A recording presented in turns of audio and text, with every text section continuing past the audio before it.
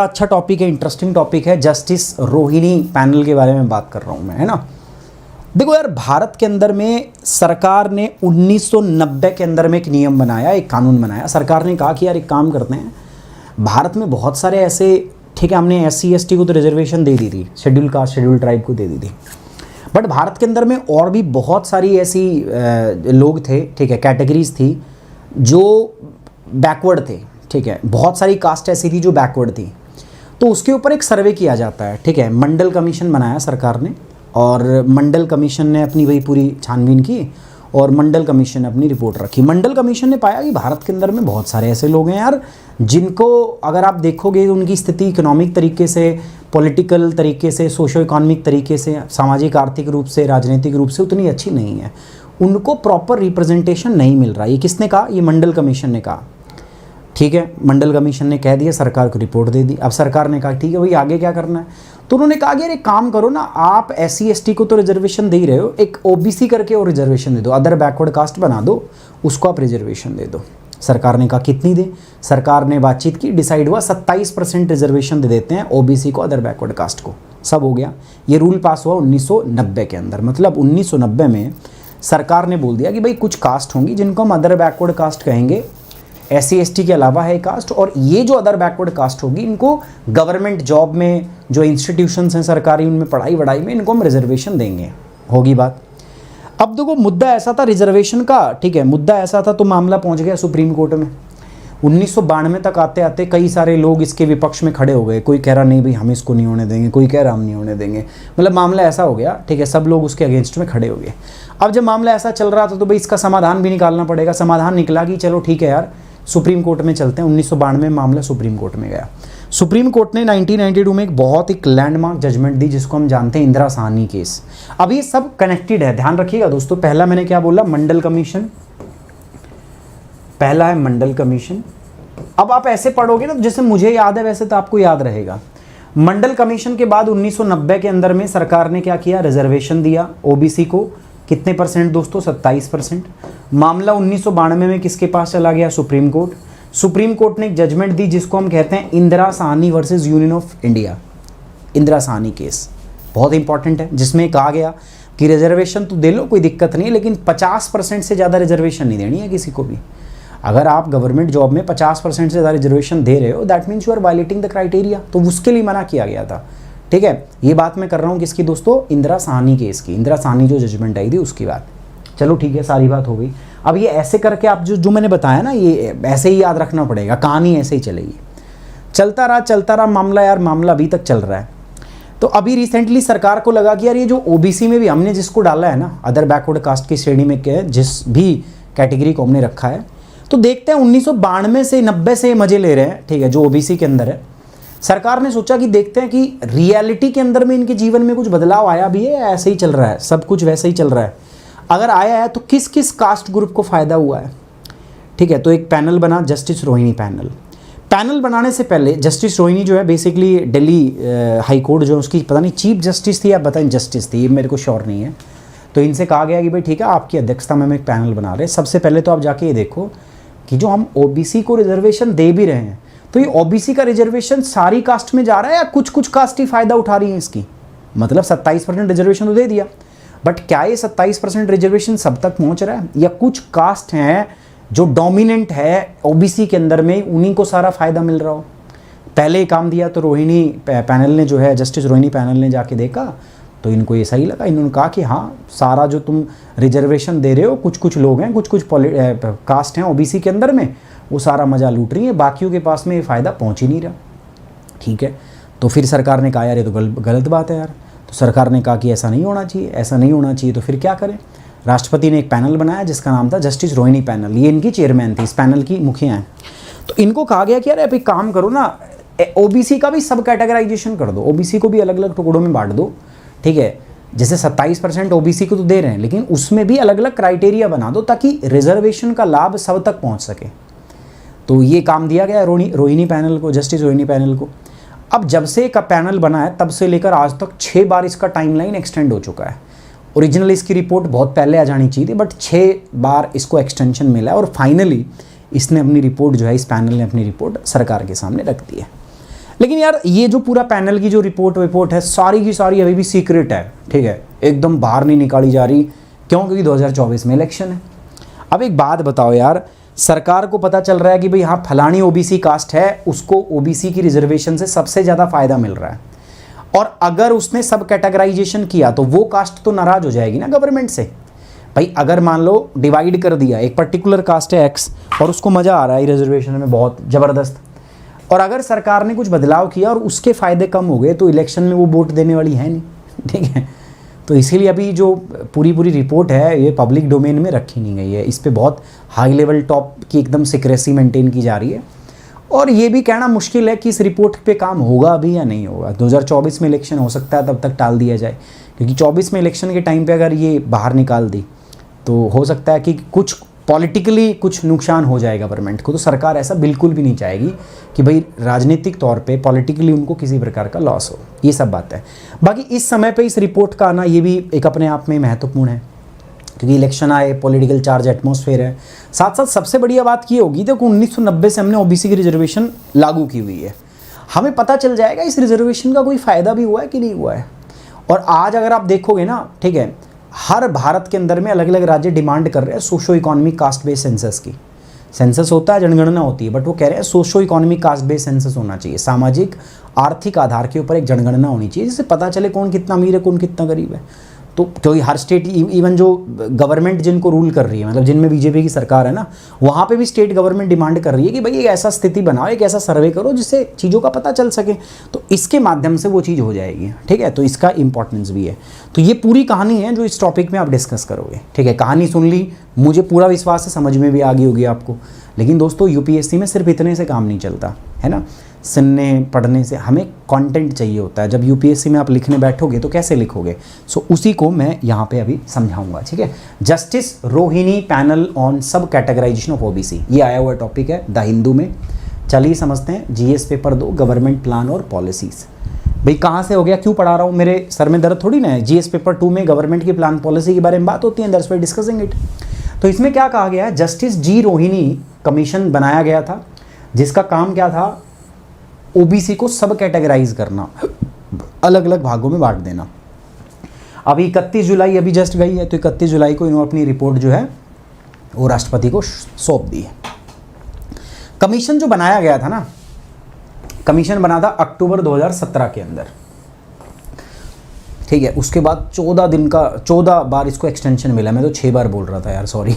पिछले 6 साल में इसका जो कार्यकाल है, इनिशियली जब ये पैनल बना था ना, तो इसको 12 हफ्ते का टाइम दिया गया था, मतलब 3 महीने का टाइम। भाई 3 महीने में अपनी रिपोर्ट रख दो, लेकिन लगातार इसको विस्तार मिलता रहा, और 14 विस्तार के बाद में दोस्तों अब इसने अपनी रिपोर्ट रखी है। 31 जुलाई को राष्ट्रपति को रिपोर्ट अपनी सौंपी है, ठीक है। आप मेरी बात समझ पा रहे हो? तो अब जाके इन्होंने अपनी रिपोर्ट राष्ट्रपति को समर्पित की है कि भाई देखो ये रिपोर्ट है हमारी, पढ़ो इसमें क्या है क्या नहीं है।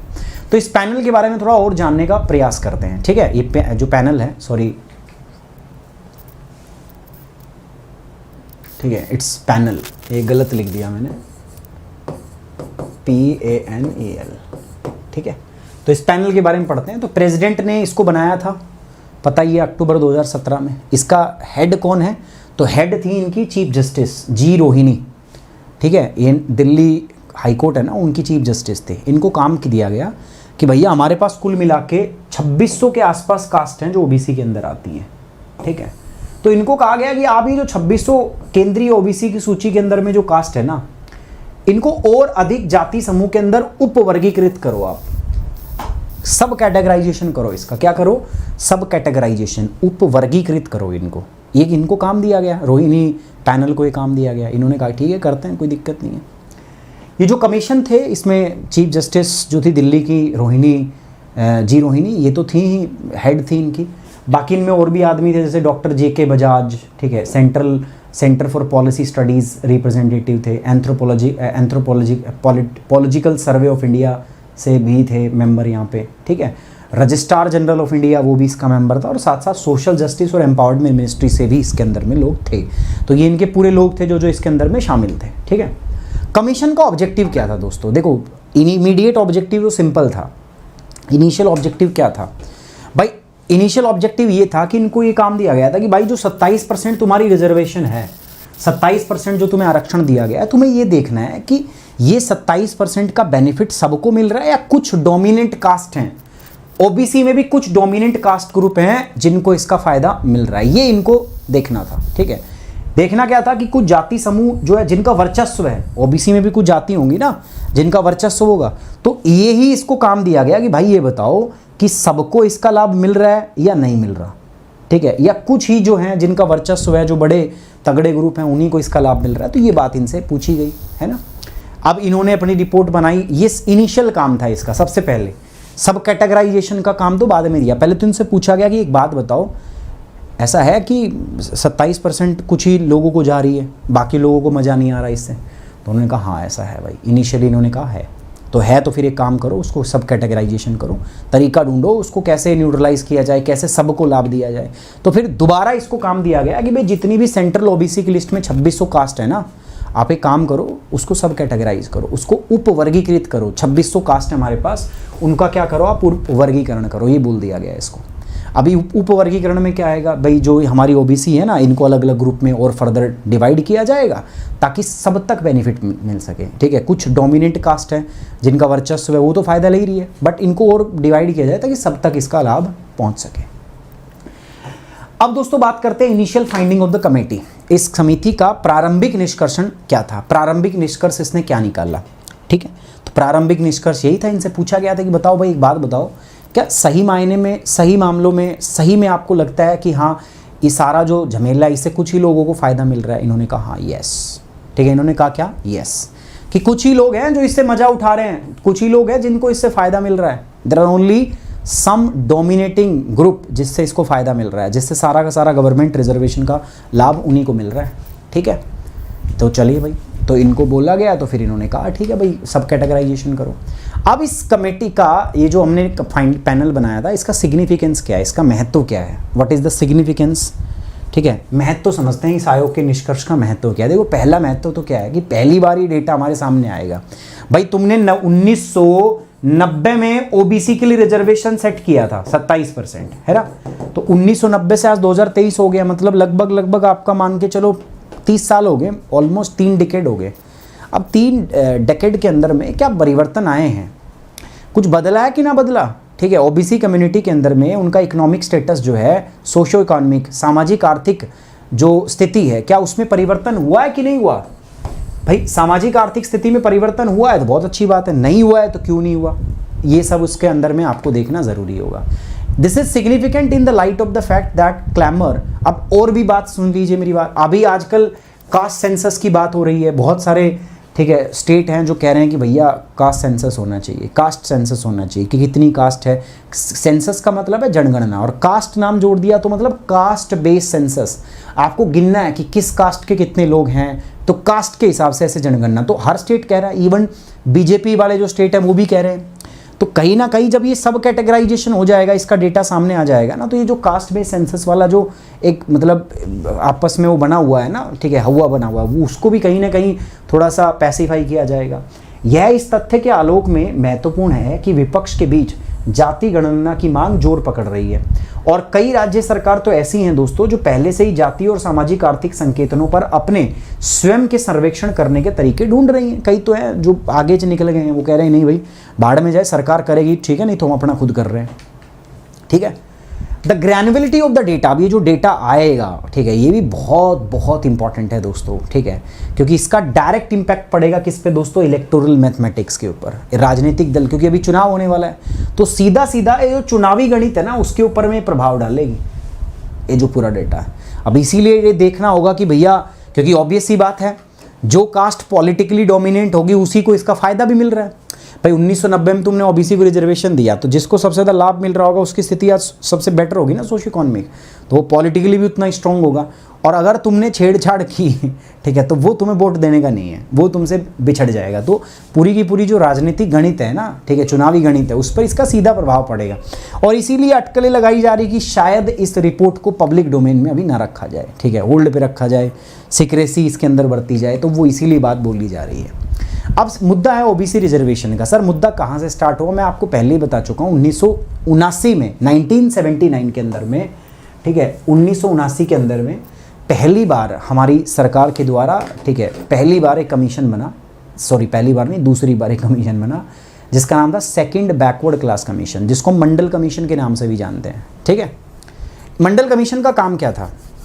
इसका काम था, ठीक है, टू सेटअप एक क्राइटेरिया सेट करना कि भैया वो कौन से लोग हैं जो सोशल और इकोनॉमिकली एजुकेशनली बैकवर्ड हैं, उसका एक आप क्राइटेरिया बता दो। तो ये काम इसी को सौंपा गया था, मंडल कमीशन को, सेकंड बैकवर्ड क्लास कमीशन इसको हम कहते हैं। तो इसको बोला गया कि भाई आप बताओ कैसे कैसे होगा, ठीक है, ओबीसी की रिजर्वेशन किसको मिलेगी, किस व्यक्ति को नहीं मिलेगी।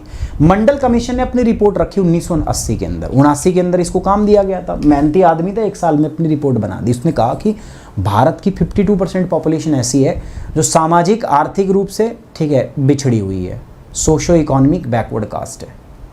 और उन्होंने कहा कि यार ऑलरेडी आप क्या कर रहे हो, 22.5% रिजर्वेशन तो एससी एसटी को जा ही रहा है कंबाइंड रूप से। इन्होंने कहा कि काम करो 27% रिजर्वेशन आप किसको दे दो, ये जो सोशो इकोनॉमिक बैकवर्ड क्लास है ना, इन्हीं को नाम दे दिया गया ओबीसी, अदर बैकवर्ड कास्ट, और इनको कहा कि 27% इनको रिजर्वेशन दे दो। सरकार ने इनकी बात मान ली। सरकार ने कहा कि ओके दैट्स ऑल, करते हैं। 27% रिजर्वेशन दे दी सरकार ने, ठीक है, गवर्नमेंट सर्विस में और पब्लिक सेक्टर यूनिट में, किसको, ओबीसी को।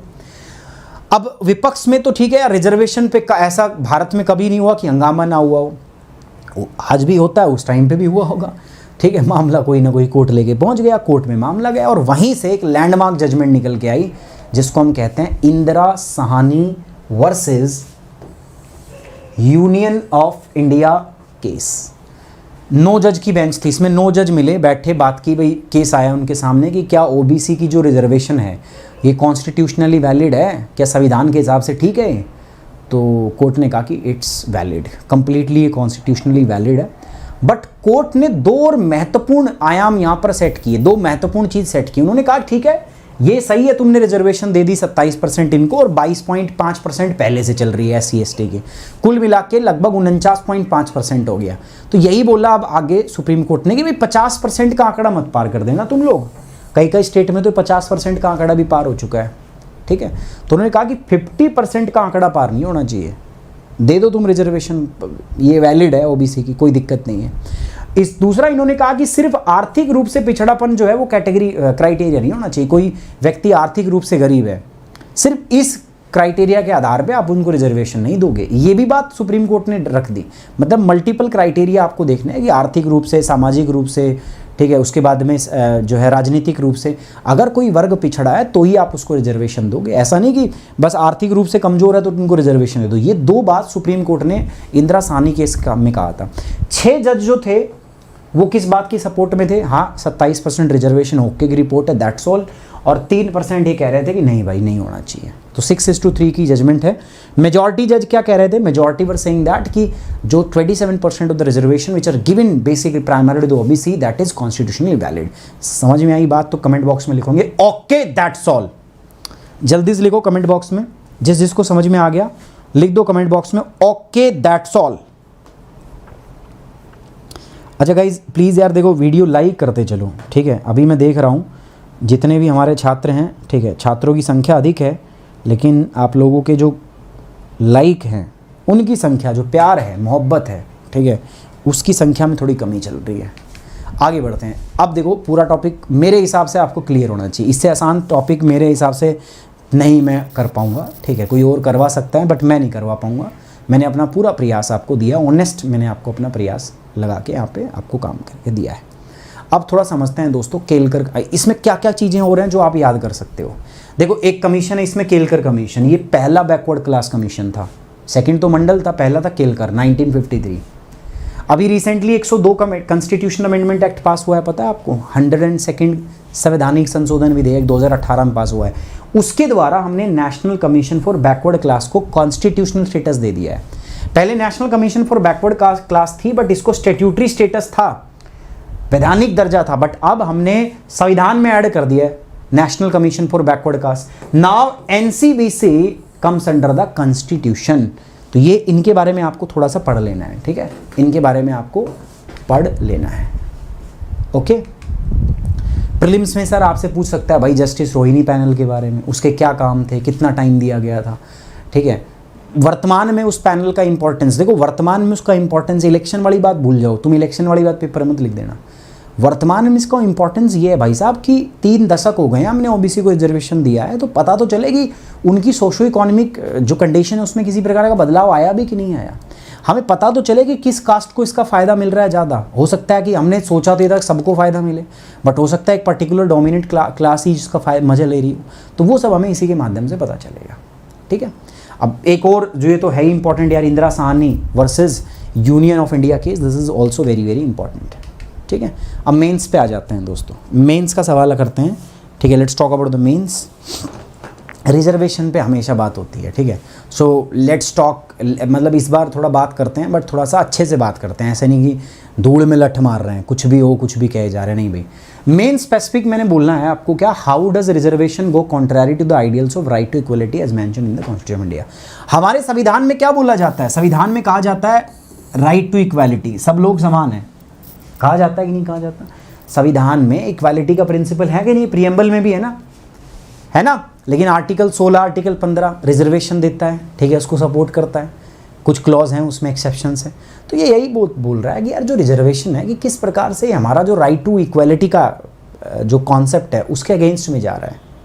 तो आपको इस सवाल को 2 भागों में बांट के लिखना है। पहला, आप इस बात को बोलोगे कि यार ये क्यों गलत है, मतलब ये जो हमारा राइट टू इक्वालिटी का कॉन्सेप्ट है। अब ऑल्दो यार ये चीज़ की गई है, रिजर्वेशन दिया गया, हमारे फाउंडिंग फादर्स ने दिया था। ठीक है, तब से ही था, डॉक्टर भीमराव अंबेडकर जी के टाइम पे, तो वो लोग बेवकूफ़ तो थे नहीं। सरकार आज भी रिजर्वेशन दे रही है तो बेवकूफ़ तो है नहीं। तुम लोग सोचो कि हम ज़्यादा समझदार है, सरकार तो ऐसे ही कर रही है। सिर्फ राजनीति पे भी सारे काम नहीं हो रहे। ठीक है, तो तुम्हें दोनों बातें करनी है इसमें। तुम्हें पहले बताना है कि हाँ, it is against the principle of the right to equality, but it also support the principle of social justice, it also serve the principle of justice. तो इक्वालिटी के अगेंस्ट है, but it is in the spirit of justice जो हमने बोला है। ठीक है, चाहे वो जस्टिस हर चीज़ का है। तो आपका ऐसे करके इसको लिखना है। पहले तो बता देना है कि क्या सही में ये राइट टू इक्वालिटी को जो है वायलेट करता है, उस प्रिंसिपल के अगेंस्ट में है, पहली बात। दूसरे, आपको ये बताना है कि क्यों ये सही है, इसको सही भी ठहराना है, सही है तभी ये चल रहा है ना। बट हाँ, थोड़ी सी प्रिकॉशन डाल दोगे आप, जैसे क्रीमी लेयर को हटाया गया, जैसे अभी सब कैटेगराइजेशन हो रहा है, तो वो आप चीज़ें डाल सकते हैं इसके अंदर। ठीक है, बहुत अच्छा आंसर इस पर लिख सकते हो। समझ में आ गया तो कमेंट बॉक्स में लिखोगे okay that's all. Please video को लाइक करें, शेयर करें। अगर आप चैनल पे नए हैं तो भाई चैनल को सब्सक्राइब भी कर लीजिएगा दोस्तों। ये मेरे 4 अलग अलग चैनल्स है यूट्यूब पर, ज्योग्राफी 101, यूपीएससी 101, करंट अफेयर 101 और एनसीईआरटी 101। मैं चाहता हूं दोस्तों कि आप सारे के सारे लोग जो हैं इस पे मेरे साथ जुड़ जाएं। ठीक है, मुझे यहाँ पर फॉलो करें, चैनल के साथ जुड़ें। मेरे साथ अनअकैडमी पे जुड़ने के लिए आप मुझे सुमित कुमार के नाम से फॉलो करेंगे। जैसे ही आप मुझे सुमित कुमार के नाम से फॉलो करेंगे, उसके बाद मैं आपको बता दूं दोस्तों, कोई भी क्विज होती है, कोई भी स्पेशल क्लास, कोई भी प्लस कोर्स आता है दोस्तों, आपको नोटिफिकेशन आ जाएगा। साथ ही साथ जब मेरे साथ जुड़ेंगे तो मेक श्योर आपका कोड क्या हो दोस्तों, सुमित 10। सुमित 10 जैसे ही आप यूज करेंगे यू विल गेट 10% डिस्काउंट और आपको मिल जाएगा दोस्तों शॉर्ट गाइडेंस। ठीक है, मैं खुद आपको पूरी यूपीएससी की प्रोसेस में गाइड करूंगा दोस्तों। आपका स्वतंत्रता दिवस आने वाला है, फ्रीडम। ठीक है, स्वतंत्रता दिवस के उपलक्ष्य पर 50% डिस्काउंट आपको अनअकैडमी की तरफ से मिल रहा है दोस्तों, 50% यूज डिस्काउंट। देखो, 1 साल का सब्सक्रिप्शन अगर मान लो आप 2024 में यूपीएससी टारगेट कर रहे हैं तो आपको सिर्फ और सिर्फ 48,749 के अंदर में मिल रहा है। ठीक है, 1 साल का। 2 साल का 66,000 में मिल रहा है दोस्तों। सो बढ़िया डिस्काउंट है, बढ़िया ऑफर है। तो जाइए, कोड यूज कीजिए सुमित 10 और जल्दी से जाके यार सब्सक्राइब कर लीजिएगा।